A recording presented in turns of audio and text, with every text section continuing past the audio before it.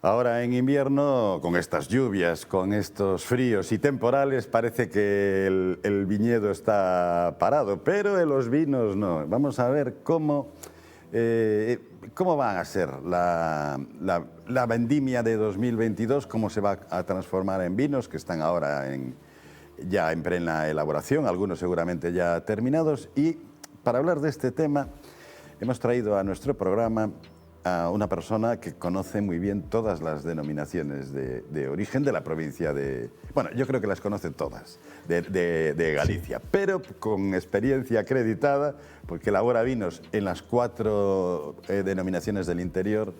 Bueno, aparte de... pues las conoce por experiencia y queremos que nos hable un poco de cómo es. Es Pablo Vidal. Fuiste director técnico de la denominación de origen Ribeiro hace ya tiempo. Hace unos años. Allí. Sí. Cuando comenzamos el programa, tú nos diste las primeras clases de cómo diferenciar vinos en el programa. Estoy hablando de hace 15 años, o sea que ya eres una... 15 o más, ¿no? Sí, es que el tiempo... eres una persona conocida de nuestros espectadores. Tu empresa se llama, bueno, tus vinos con personalidad. Vinos con personalidad, sí. Se basa principalmente en desarrollar pues, vinos de guarda en las distintas zonas geográficas de producción tradicional vitícola e intentar sacar, bueno, vinos de guarda y vinos con un carácter un poquito especial, producciones muy limitadas, de 2.000, 3.000, 4.000 botellas a lo sumo, y intentar, conociendo bien el entorno agroclimático, los suelos, todas las circunstancias que rodean, hacer un proyecto interesante y que sitúe los vinos de Galicia en el top mundial de nuestras posibilidades. Sí. Claro, estamos hablando además, porque existe esa creencia, yo creo que muy equivocada, y tú lo demuestras, de que los vinos gallegos son vinos para beber en el año. Los blancos, bueno, los tintos ya no tanto. A lo mejor, sí, existe una mala interpretación a ese respecto, pero realmente las posibilidades son muy grandes y, de hecho, es decir, propiciado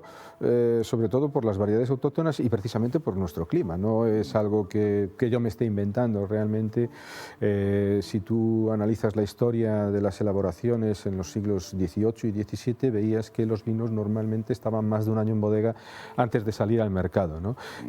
Para que estuviesen pues, perfectamente redondos y empiecen a coger esa complejidad que le aporta el tiempo y la maduración pues, en algunas maderas o en sus lías, etcétera, ¿no?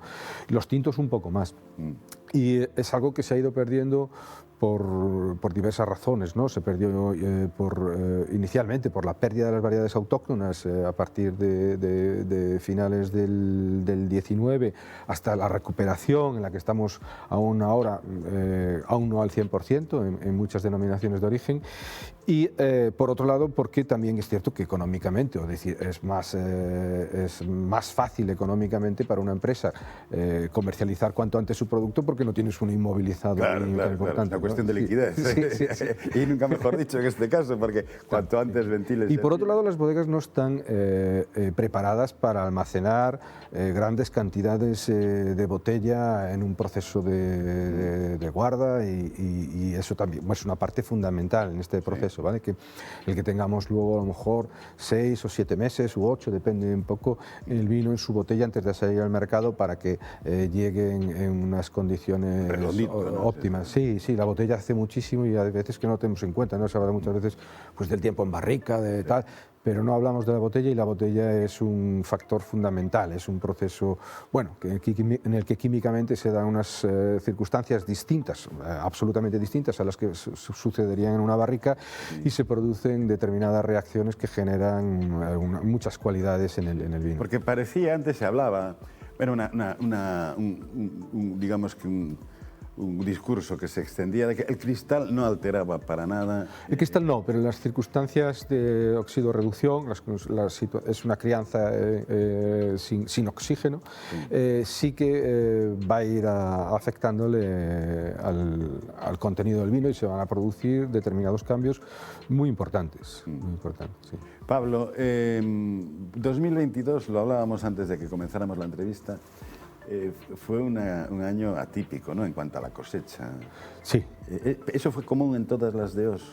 Sí, porque las altas temperaturas, no tanto las altas temperaturas puntuales y diurnas, que sí que es cierto que hubo más de lo habitual, sino también las altas temperaturas que se dieron por la noche. Normalmente en Galicia lo que tenemos puede subir mucho la temperatura durante el día, pero tiende a haber un contraste muy significativo durante la noche, que además de favorecer la producción de determinados aromas y ayuda a mantener el frescor de los vinos, la acidez, porque no se consume esta por la noche, porque la planta disminuye su actividad biológica debido a que hay una temperatura más baja, ¿no?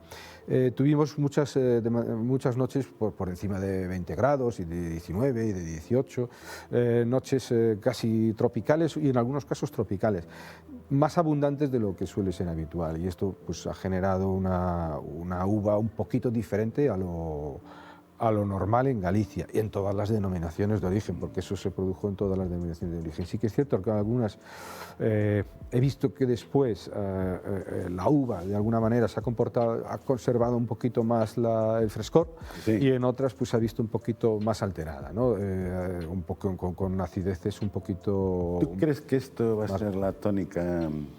Que nos tenemos que empezar a preparar para ese cambio climático que ya se está notando. Nos tenemos que empezar a preparar, pero no creo que, creo que esto ha sido algo puntual, excepcional, pero sí que puede ser más habitual de lo que venía siendo con normalidad, y muy probablemente pues vengan más años de ese tipo, que también nos ha influido mucho la sequía que se ha producido a lo largo de toda la época estival, ¿no? Y casi de todo el año, que también ha propiciado unas diferencias significativas en las características de la uva. Incluso una dificultad en algunos casos para llegar a la maduración. En función de la integral térmica, de la cantidad de temperatura útil que hemos registrado a lo largo del año 2022, las vendimias deberían de haber sido mucho más tempranas. Pero como los suelos estaban tan secos, pues la planta tampoco era capaz de funcionar al 100% debido a estas circunstancias. No maduraba entonces. Y al final tampoco conseguimos una maduración adelantada. Me llamó la atención hace un par de semanas, mirando guías de vinos de los años 90, de las primeras que salían al mercado, y veías el grado del vino, por ejemplo, en el Ribeiro, en Valdeorras, 12, 12 y medio, los más altos, ¿no? Bueno, había ya de 11, 11 y pico. Y ahora estamos hablando ya de 12 y medio los más bajos y 13 y medio incluso, a veces más.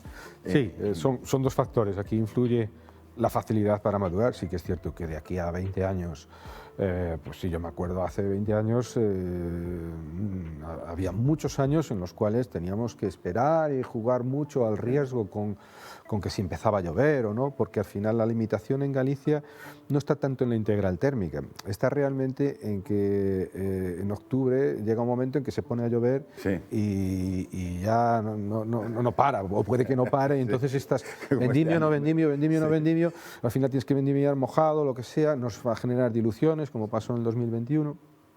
Pero la integral térmica normalmente nos llegaría si tuviéramos la estabilidad meteorológica en cuanto a lluvias meteorológica que tiene, por ejemplo, en Ribera o en Rioja, en zonas del interior que por el efecto Floen pues van perdiendo la entrada de las borrascas, van perdiendo su capacidad su cantidad de agua, la van dejando todo aquí, cuando llega allí pues ya prácticamente no va a llover, ¿no? Esa es la limitación que tenemos. Pero sí que es cierto que ahora ese medio grado que han subido las temperaturas a nivel medio, pues nos genera una integral térmica superior que nos permite con bastante facilidad, si tenemos una viticultura buscando calidad, obtener buenas maduraciones. Incluso en algunas ocasiones el problema es que a lo mejor que nos venga alguna viña ya en agosto o cosas así, que no es lo óptimo para conseguir la mejor calidad, ¿no? Bueno, tenemos aquí 5 vinos de 4 denominaciones.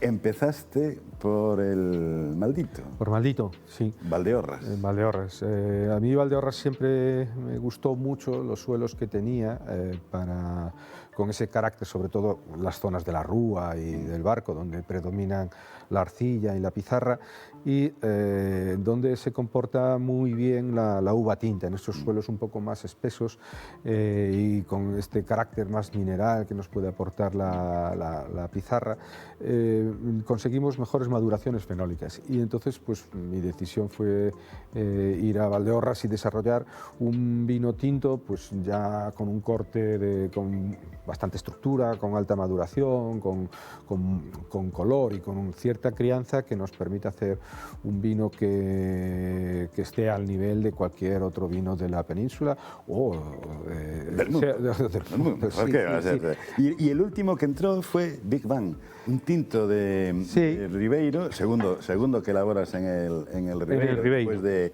Renacido, ¿no? Renacido. Que este también destaca porque aquí entran las variedades históricas, ¿no? Sí, las variedades primigenias de Galicia. Sí. Estamos hablando de Brancellao, de Sousón, de Caíño, de Ferrón, que realmente son variedades que no tienen ni sinonimias ni ningún tipo de similitud a grandes rasgos con otras variedades, ¿no? Porque siempre se está pensando, no, esta es esta otra variedad. Sí. No, estas son variedades, primas de la estas son variedades que han nacido aquí en Galicia en base a la selección, hibridaciones y selección de los viticultores. Evidentemente no ha habido modificaciones genéticas, digamos mutaciones genéticas, pero sí que ha habido una selección, hibridaciones y selección del viticultor que ha generado que ha ido escogiendo después las variedades que mejor le funcionaban a él en su terreno, en su entorno agroclimático, con lo cual se comportan extraordinariamente bien en nuestro entorno y además nos propician de una diferenciación en cuanto a la utilización de estas variedades que aparte son, bueno, pues son muy agradecidas. Estas variedades, si tenemos un buen cultivo en el viñedo, y luego permiten hacer grandes. Son 3 tintos, el otro es de la Ribeira Sacra, 2 blancos. El Renacido, que es un Ribeiro. Sí, también. Es un Ribeiro también de guarda, que está basado principalmente en Treixadura, con un poco de godello, albariño, hilado, que tiene su proceso de crianza en madera parcial y otra parte, la parte, digamos, la uva más fresca, la que prefiero guardar el frescor, ese punto aromático fresco, se cría en sus lías y el resto pasa por madera, buscando ese compás final en el que las dos se unen y generan, pues es un vino maduro, un redondo, pero al mismo tiempo con frescor y con profundidad. Riquísimo, un vino que mantiene todo el carácter de origen del Ribeiro. Y luego Luxuria, que es el único monovarietal, ¿no? Bueno, es al 85%. Bueno. Lleva un poquito un poco de Loureira y también no, pero por orden sería Dona Branca y Loureira. Dona Branca, que además es una uva muy propia de la zona. Es propia de Monterrey, ¿no? Sí.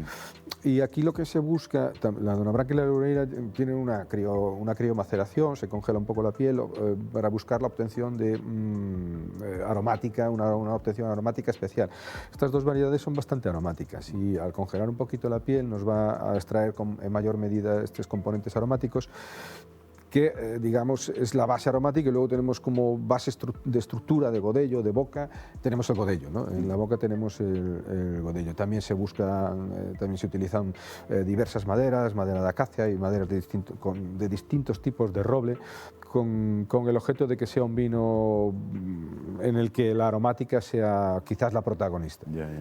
Pablo, muchísimas gracias por estar con nosotros aquí con tus 5 hijos. Gracias. 5 hijos de las denominaciones del interior.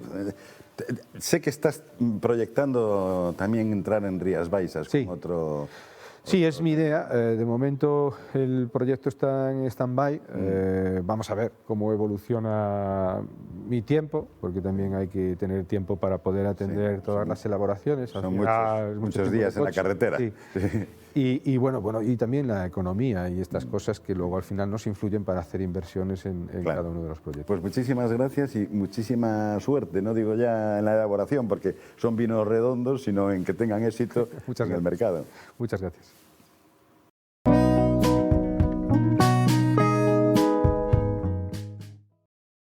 Vinespaña será el primer certamen al que se enfrentarán los vinos gallegos este año y a partir de ahí vamos a ver cuáles son los que vienen en el calendario en esta pieza. 2023 adelanta el inicio del calendario de los grandes concursos de vinos a los que suelen asistir las bodegas gallegas. Si habitualmente el que abre la temporada es el alemán Mundus Vini, este año será el que organiza la Federación Española de Enólogos, Vinespaña, que en 2022 se celebró en Layas, en el balneario, los últimos días de abril, y en esta edición de 2023 tendrá lugar en Zaragoza los días 13 y 14 de febrero. El mismo mes de febrero, pero ya a finales, serán las catas de Mundus Vini, y sin dejar a Alemania, la siguiente cita para los primeros días de marzo la ocupa el Berliner Wine Trophy. También en marzo tendrá lugar el que convocan los enólogos de Francia, Vinalies. Son 4 citas que suelen contar con una importante participación gallega, y eso se traduce también con la recolección de los primeros premios del año para los vinos de la última cosecha. A ver qué pasa en este primer trimestre de 2023. Ya en el segundo trimestre llegan el Decanter, el concurso mundial de Burdeos, Bruselas o el International Wine Challenge. Entre febrero y junio se desarrollan prácticamente los certámenes más importantes del año.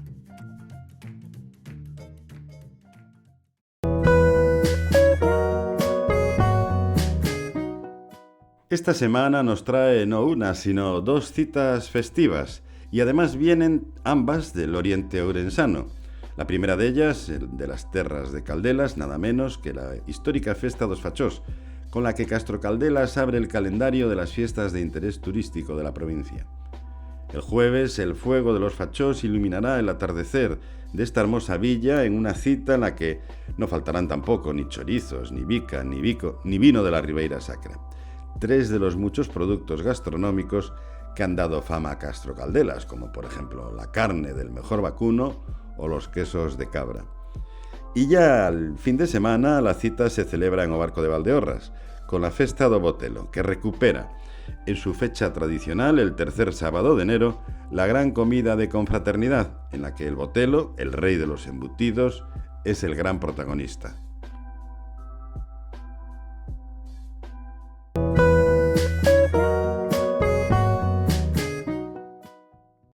Bueno, pues así hemos llegado al final de nuestro programa. Muchísimas gracias por estar con nosotros y ya saben, aprovechen ahora estos días de frío y de tormenta y de temporal para hacer excursiones, bueno, con toda la seguridad, pero sin quedarse en casa. Yo creo que lo importante es seguir viendo el invierno en nuestra tierra, en cualquier rincón de nuestra tierra, sobre todo del interior. Nos vemos la semana que viene. Gracias por acompañarnos.